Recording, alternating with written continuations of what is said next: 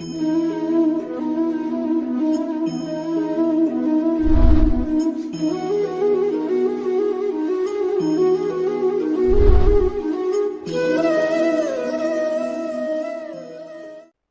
हैं सो जाएंगे भाई राजा रंग फकीर, एक तो सिंहासन चढ़ के जा एक बंधे जात जंजीर। एक दिन ऐसा होएगा सबसे पड़े बिछो,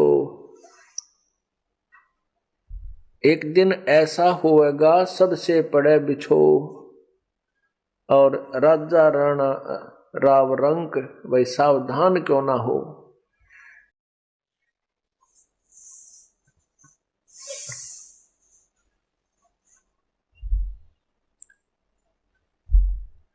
मात पिता तेरा कुटुंब कबीला, यो कोई दिन का मेला रे, और यहीं मिलाया यहीं बिछुड़ जा तू जागा हंस अकेला रे।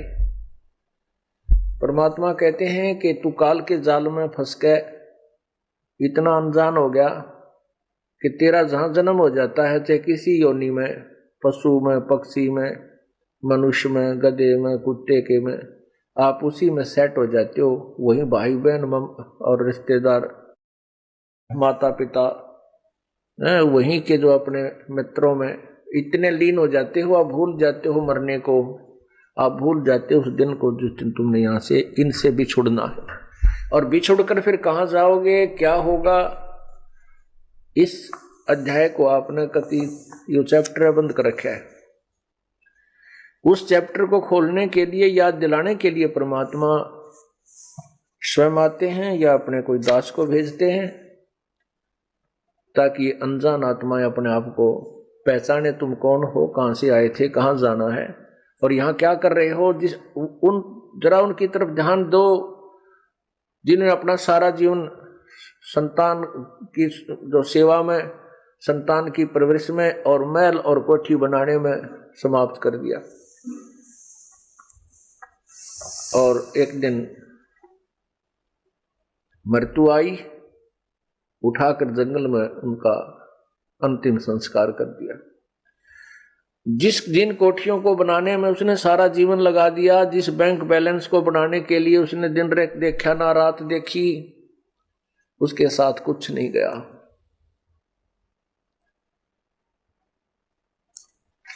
तो क्या था ये, इसको याद दिलाते परमात्मा कि तुम्हारे को काल ने यहां इतना मूर्ख बना दिया कि आप मनुष्य जीवन के मूल उद्देश्य को ही भूल चुके हो। उसको याद दिलाने के लिए कहते हैं, मात पिता तेरा कुटुंब कबीला, यो कोई दिन का मेला रे, ये कुछ दिन का मेला है, और यहीं मिलाया यहीं बिछुड़ जाएगा, और जागा हंस अकेला रे। परमात्मा कहते हैं, हिड़की दे दे रोएगी सुल्तान जब तू चलेगी अकेली। पूरे बड़े परिवार ने छोड़ के एक व्यक्ति मृत्यु को प्राप्त होने लगता है, उसको फिर ये होता है, कुछ तो जो अनजान होते हैं उनको ये हो जाता है मेरे बेटियों का क्या होगा, मेरी बेटियों का क्या होगा, वो कहीं ऐसा ना हो जाए। वो तो फिर यहीं उलझ पुलझ के फिर दोबारा वहीं जन्म हो जाता है किसी पशु पक्षी के रूप में। यदि मनुष्य का संस्कार शेष है तो वो फिर वहीं क्यों नहीं के आके जन्म ले लेता पुत्र या पुत्री के रूप में, और यहीं काल के जाल में, इस कोल्लू में सदा जुड़ा रहता है। परमात्मा हमें याद दिलाते हैं कि जब तू यहां से जाएगा, कहां जाएगा कभी नहीं सोचा। इंसान घर छोड़कर चलता है किसी रिश्तेदारी में या किसी कामवश, तो चलने से पहले उद्देश्य बनाता है, मैं रात को कहाँ रुकूंगा, कोई धर्मशाला का कोई न कोई योजना बनाकर चलता है, कोई रिश्तेदार या किसी रिश्तेदार की रिश्तेदारी में तो कोई न कोई स्थान उसका एड्रेस ले लेता है वहां रात बिताने के लिए। और जब ये संसार छोड़कर जाता है कभी नहीं सोचता कि तू कहाँ जाएगा, कहाँ तेरा ठिकाना होगा, वहां कहाँ रुकेगा। वो याद अब सत्संग से दिलाई जाती है। एक दिन ऐसा होएगा सबसे पड़े बिछो, बिछो माने सबसे बिछुड़ जाएगा। राजा राणा राव सब भाई सावधान क्यों ना हो।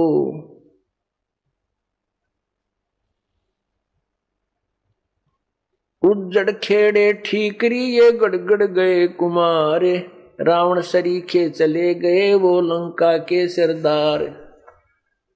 रावण कहते हैं सर्व सौम्य की लंका होती रावण से रणधीरम, एक पलक में राज विराजी जम के पड़े जंजीरम। हमारे पास तो किलो तो बहुत घना हो जाता है, 20-30 100-200 ग्राम सोना हो गया तो काक पीटते फिरते हैं। अब बहुत घना धन हो गया हमारे पास, इतना सोना है, और किलो हो जाता कहना है कि रावण के पास इतना सोना था कि उसने सोने के महल बना रखे थे। और कहते हैं रति कंचन पाया नहीं रावण चलती बार, जब संसार छोड़ कर चला 1 ग्राम भी सोना साथ नहीं ले जा सका, वहीं छोड़ गया और दुनिया ने लूट लिया। फिर तो परमात्मा हमें याद दिलाते हैं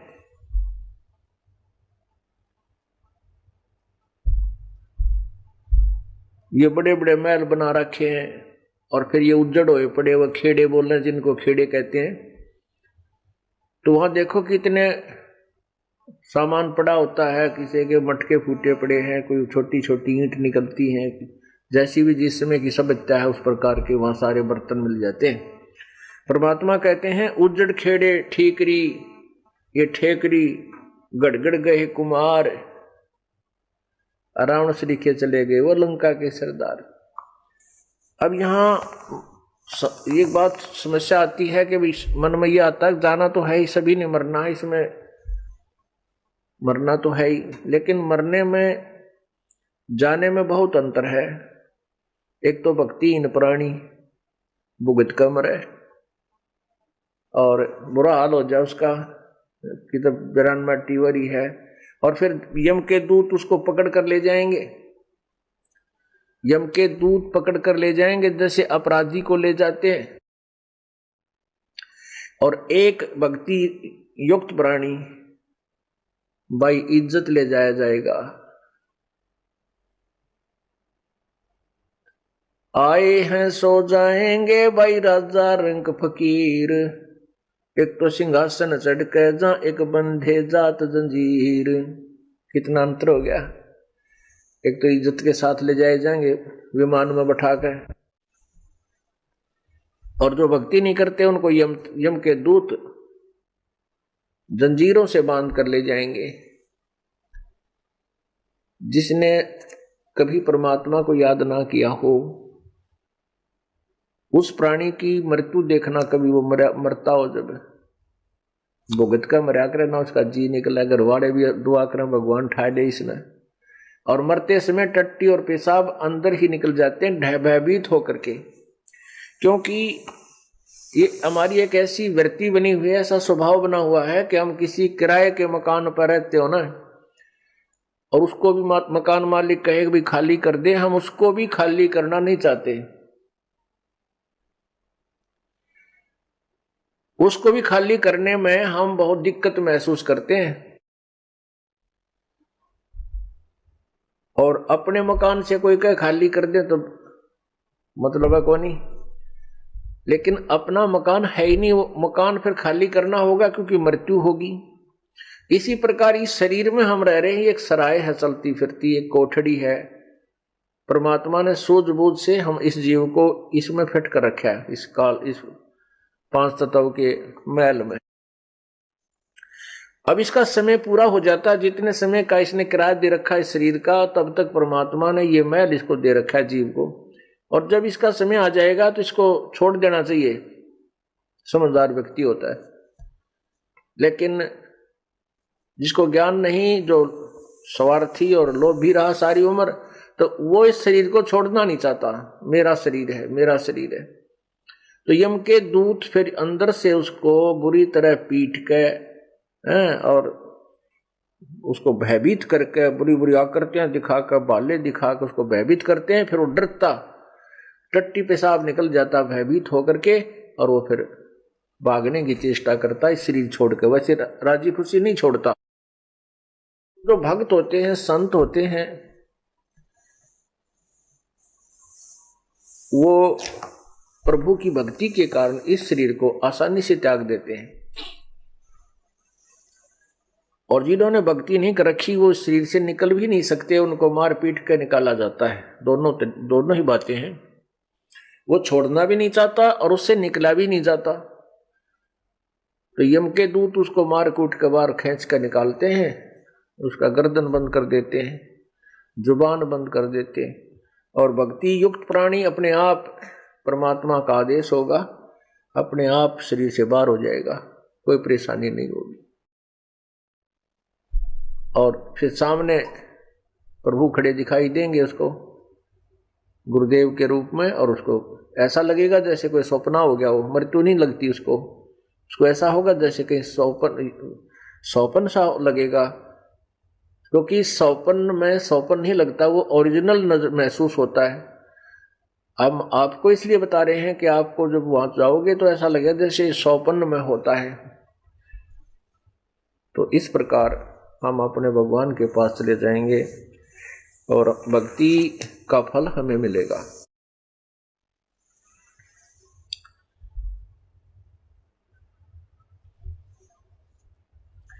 कबीरा कहाँ गर्बियो ये ऊंचा देख आवास, काल पड़े भूमि लेटना तेरे ऊपर जमेगा से।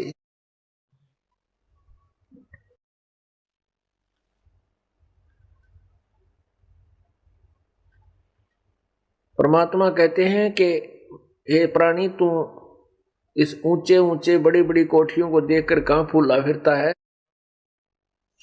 तेरी मृत्यु के उपरांत तुझे जंगल में ले जाकर के सवा कर दिया जाएगा, फूक दिया जाएगा, और तेरी उस राख के ऊपर, तेरे शरीर की राख के ऊपर घास जमेगा, और फिर उसके ऊपर के डांगर अंडा करेंगे, पशु फिरा करेंगे तेरे शरीर के ऊपर के।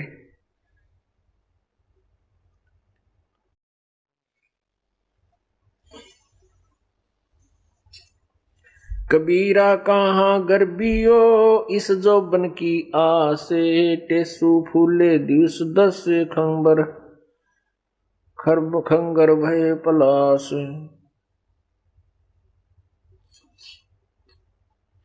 कबीरा कहाँ गर्बियो ये देही देख सुरंगे, बिछड़ वो मिलसी नहीं जो कैचुली भोजंगे। कहती सुंदर शरीर ने देखकर कहाँ फूला फिर रहा है, एक बार ये छूट गया, मृत्यु होगी तो दोबारा नहीं इसमें प्रवेश हो पाएगा। जैसे सर्प कांचली छोड़ जाता है, ऐसे तो इस शरीर को त्याग कर चले जाएगा, इसमें पुनः प्रवेश नहीं कर पाएगा।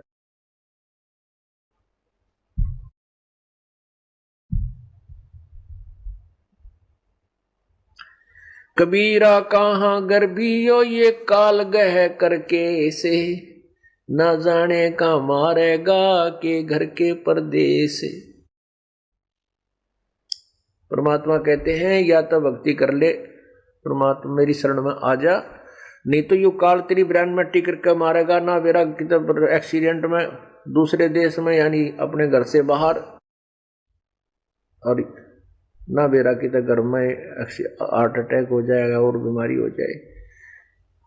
ये तेरी दुर्गति रखता है, इसलिए प्रभु कहते हैं हमारी शरण में आ जा। कबीरा ये ऐसा संसार है जैसा संबल फूल, दिन दस के व्यवहार को झूठे रंग न भूले। पाकी खेती देख करे गर्बे कहाँ किसान, अब हो अज हो झोला बहुत है घर आले तब जान। परमात्मा हमें हर तरह से सतर्क करते हैं। कहते हैं कबीर ऐसा ये संसार है जैसा संबल फूल, कहते हैं सुअ संबल से या, और लागे डोडे ढूंढ।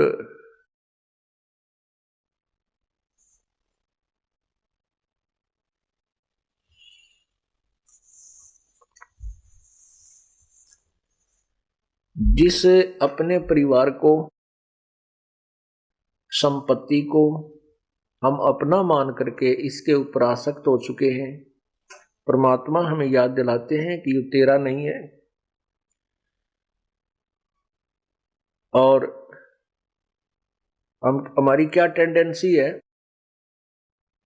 हमारा क्या स्वभाव है इस प्राणी का। जन्म होता है, फिर बालक होते हैं, बचपन होता है, फिर कोई शिक्षा ग्रहण करते हैं, युवा हो जाते हैं, शादी हो जाती है, अपने अपने व्यवसाय जैसा भी उनका संस्कार है उसमें हम लग जाते हैं। फिर हमारे फिर क्या सोच होती है कि भगवान हमें संतान दे, संतान होगी तो इनकी परवरिश करें और इनको पाल पोस करके अच्छे इनकी जो ना व्यवस्था करवा दें, और फिर भगवान इनका ब्याह कर दे, इनकी शादी हो जा, और शादी हो जाए फिर इनके बच्चे हो जाएं, और फिर हम बेशक मर जाएं। कई बूढ़े बैठ कर बतलाया करें तो आपस में कहते थे, जब हम छोटे छोटे सुना करते, अब याद आती हैं, क्योंकि अब तो उस अक्षेत्र के उस विचारों के व्यक्ति हमारे पास बैठते ही नहीं। हमारे पास तो भगता हुए हैं और जो भगवान को चाहने वाले। लेकिन इस मार्ग पर लगने से पहले जिस समाज में हम रहते थे वो क्या बतलाया करते, वो क्या करते, दो लड़के हैं भाई, दो लड़की, परमात्मा ने उनका मौज कर दी, सबका बेटा बेटी है और हमारा जीवन सफल हो गया। उनकी शादी कर दी, उन्होंने काम संभाल लिया, अपना खूब बढ़िया गुजारा हो रहा है और हमारा जीवन सफल हुआ। भगवान बेशक ठाले, हमारी मृत्यु बेशक हो जाए। तो यह परमात्मा कहते हैं कि जीवन सफल कहाँ हुआ, ये तो तेरा जीवन असफल हो गया, क्योंकि मनुष्य जीवन का जो मूल काम था उसका तुझे ज्ञान नहीं, और जो वो करना चाहिए था तूने, जो करना था वो तूने किया नहीं। जो तूने किया वो तेरा पूर्व निर्धारित था, जो तुझे प्राप्त हुआ।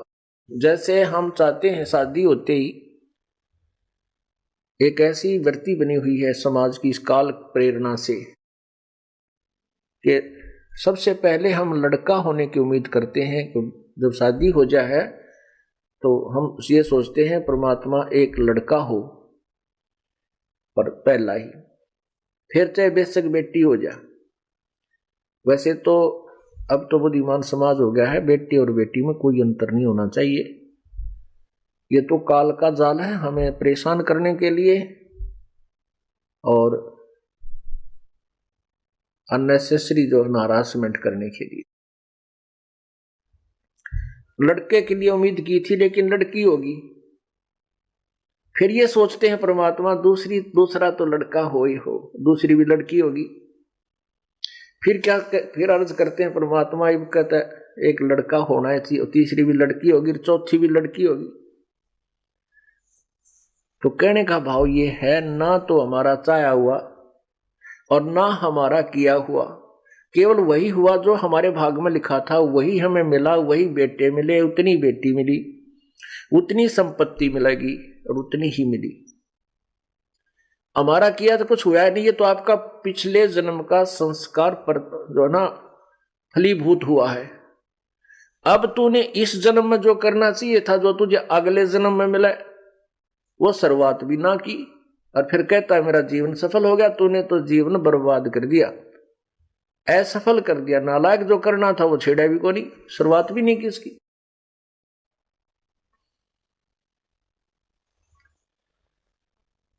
तो यहां याद दिलाते हैं परमात्मा,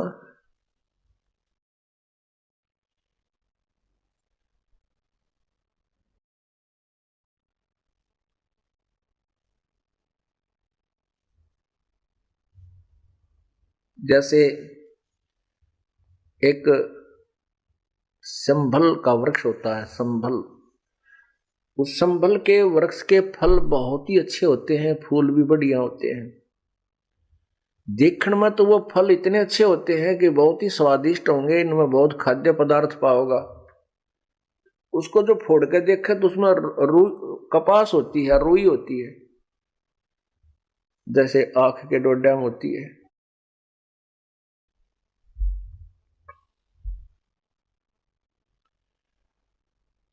एक तोता पक्षी होता है,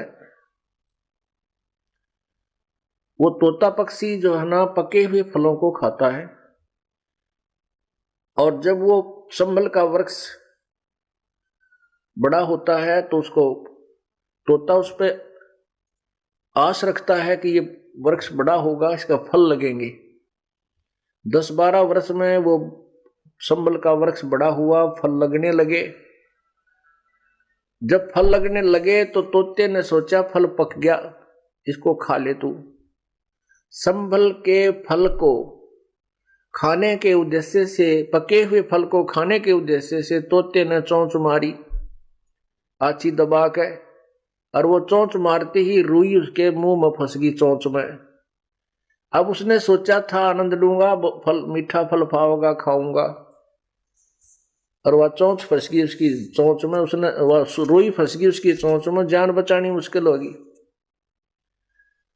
अब हमें क्या बताते हैं परमात्मा कि जिस परिवार की पोषण में, इस परिवार रूपी तूने जो पेड़ लाया है, इसके आस में ये सोचता है ये बुजुर्ग, ये व्यक्ति के बुढ़ापे में मनमौज हो जाएगी, बच्चा ने पाल पोस दूंगा, इनकी ब्याह शादी कर दूंगा, और फिर मेरे आराम से ठाठते रहूंगा।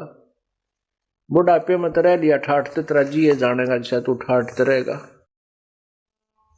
तो ये पहले याद दिलाई जाती है कि बुढ़ापे में कोई सुख का सांस तो नहीं ले सकता, ना तू दान कर सकता, क्योंकि बच्चे सारी संपत्ति पर गिंडली मार के बैठ जाएंगे सांप की तरह, एक चौने नहीं देंगे, मांग के लेनी पड़ेगी, वो भी राजी हो गए दे देंगे, ना नहीं देंगे। और ना फिर तो किधर सफर करने जोगा, बुढ़ापे में सत्संग सुन चला जा, समस्या बहुत आ जाएंगी, कदे कड़े दुख है, कदे सिर दुख है, कदे जाड़ पड़वानी, कदे आंख पड़वानी, कदे बीपी हाई, कभी लो, क्यों बुढ़ापे में शरीर कम वीक हो जाता है। इसका तो सीमा दे रखी है भगवान ने, इतने समय के बाद इसमें स्थिति परिवर्तन आएगा ही आएगा। तो परमात्मा हमें याद दिलाते हैं कि तू पहले कर जो करना है, ऋण, भक्ति और दान, ये तीनों काम जवान। फिर भी जो बुजुर्ग हैं, बूढ़े हैं, पुण्यात्मा हैं, यदि परमात्मा के नाम पर लग जाएंगे तो परमात्मा धीरे धीरे उसका रास्ता खोलेगा, उसके शरीर में भी सुख देगा, उनके बच्चों की बुद्धि में परिवर्तन करेगा, क्योंकि प्रभु प्रबल शक्ति है, वो हर परिवर्तन कर सकता है। तो कहने का भाव यह है कि जो पहले लग गए तो बहुत अच्छा, उसके बच्चे भी ठीक लाइन पकड़ जाएंगे, उनकी पुत्र वधुआ होंगी, वह भी भगवान होंगी, भगवान के चरणों में लग जाएंगी, पूरे परिवार में एक सुथरा माहौल बना रहेगा। और जो परमात्मा से दूर हैं या बिल्कुल लास्ट में आएंगे, कोई ऐसी घबराने की बात नहीं है, लाभ उसको भी मिलेगा, लेकिन उसी रेसों में मिलेगा।